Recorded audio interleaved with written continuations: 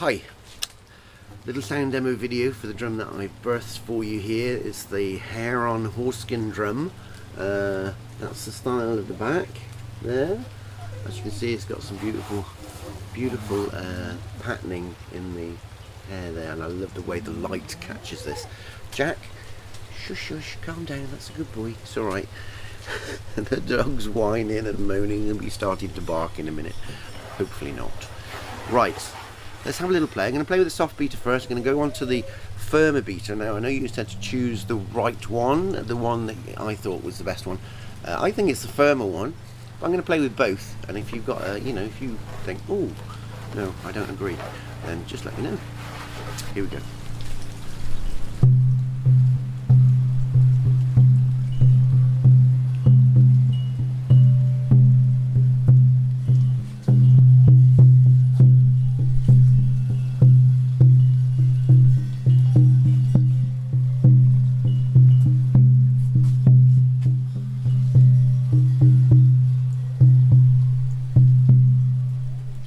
Beautiful.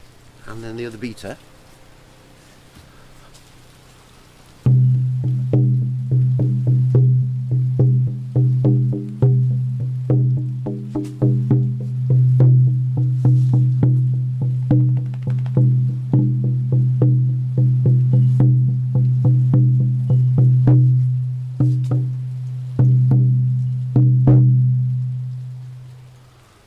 It's my favourite. It's a beautiful sounding little drum. Hope you like it. What I will say is that it's very difficult to record drums to get them to sound good, so you have to keep the gain very low, and hence it's usually pretty quiet if you're listening to it on a phone or a laptop or something. So it's a good idea to use some headphones. That'll allow you to hear the actual full texture of the sound.